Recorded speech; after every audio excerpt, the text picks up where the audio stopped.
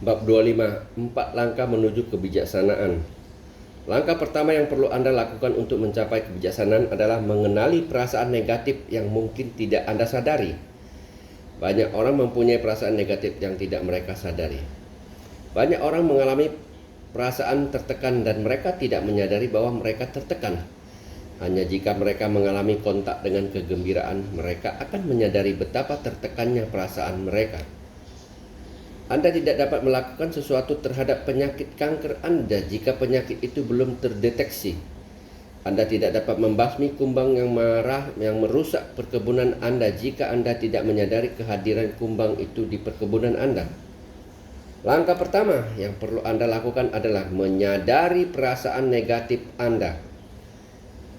Apakah yang dimaksud dengan perasaan negatif? Seperti kemurungan misalnya. Anda merasa murung dan cemas, Anda merasa benci kepada diri sendiri dan merasa bersalah. Anda merasa bahwa hidup Anda tidak bertujuan, tidak mempunyai makna, Anda merasa terluka, Anda merasa gelisah dan tegang. Kenali dulu perasaan-perasaan itu.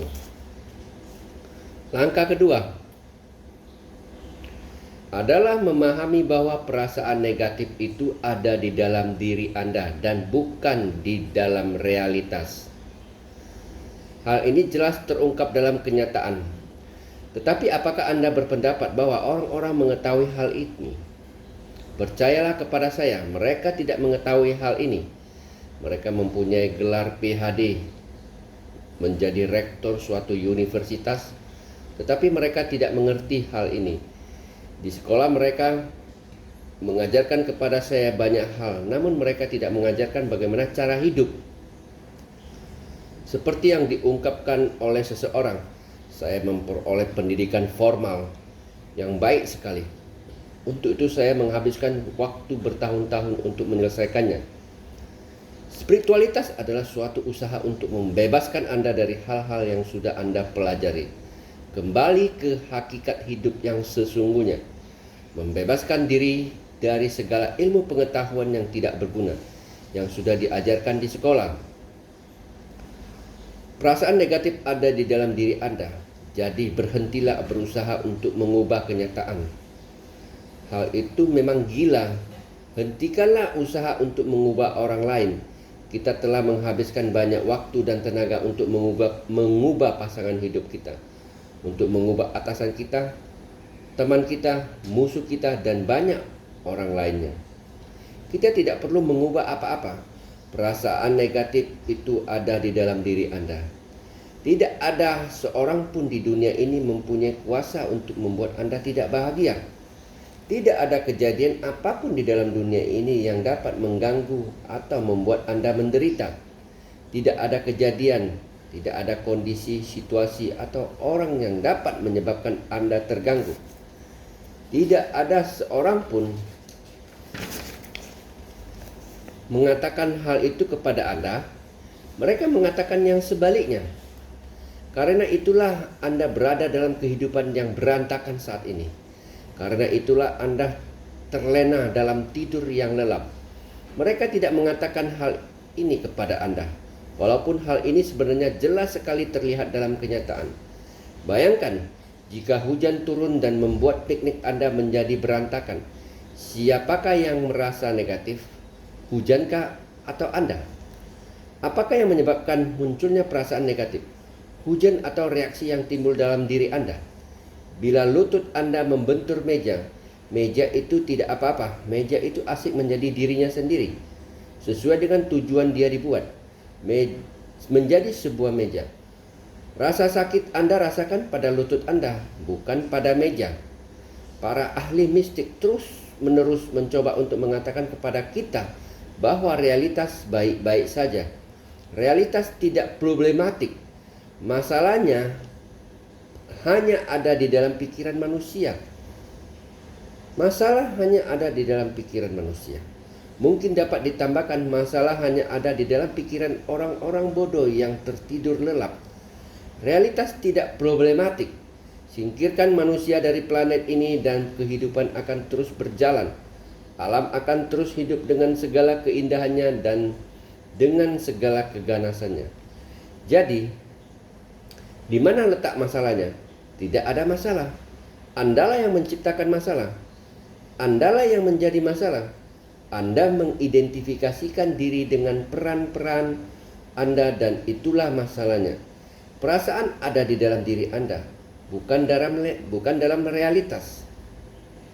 Langkah ketiga, jangan mengidentifikasikan diri dengan perasaan itu. Perasaan itu tidak ada sangkut pautnya dengan jati diri Anda. Jangan menyebut jati diri Anda sebagai perasaan itu. Jangan mengatakan saya adalah depresi. Bila Anda mengatakan diri saya sedang depresi, itu tidak apa-apa. Bila Anda ingin mengatakan bahwa perasaan depresi ada di dalam diri Anda, itu tidak apa-apa. Bila Anda ingin mengatakan perasaan murung ada di dalam diri Anda, itu juga tidak apa-apa. Tetapi jangan mengatakan saya adalah kemurungan. Bila Anda mengatakan demikian, berarti Anda mengidentifikasikan diri Anda sebagai perasaan itu. Keadaan itu merupakan ilusi Anda, kesalahan Anda. Depresi ada di dalam diri Anda saat ini, perasaan terluka ada dalam diri Anda saat ini. Tapi biarkanlah demikian, biarkanlah itu terjadi. Suatu saat perasaan itu akan berlalu. Segala sesuatu berlalu. Segala sesuatu berlalu. Perasaan depresi yang Anda rasakan dan gairah yang Anda rasakan tidak ada sangkut pautnya dengan kebahagiaan Anda. Perasaan-perasaan itu seperti bandul yang selalu berayun dari satu kutub ke kutub lainnya. Bila Anda berusaha untuk mendapatkan perasaan yang bergairah atau yang bergelora, maka Anda harus siap untuk mengalami depresi. Apakah Anda ingin mendapatkan obat bius? Bila iya, Anda harus siap untuk mengalami rasa pening pada saat Anda sadar bandul akan berayun dari satu kutub ke kutub lain. Semua itu tidak ada sangkut pautnya dengan jati diri Anda. Semua itu tidak ada sangkut pautnya dengan kebahagiaan. Itu adalah peran-peran Anda. Bila Anda ingat hal ini, bila Anda mengatakan kepada diri Anda sendiri 1000 kali, bila Anda mencoba melaksanakan ketiga langkah ini 1000 kali, maka Anda memahaminya. Anda mungkin tidak perlu melakukannya lagi, sekalipun cuma 3 kali.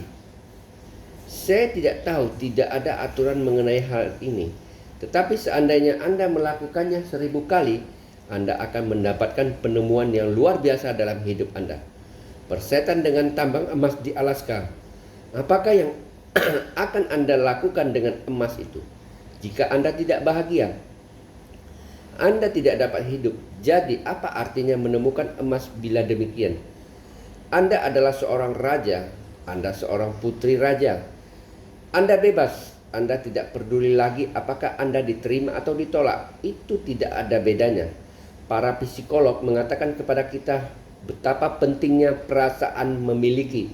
Sungguh konyol. Mengapa Anda ingin menjadi milik seseorang? Itu bukan masalah lagi.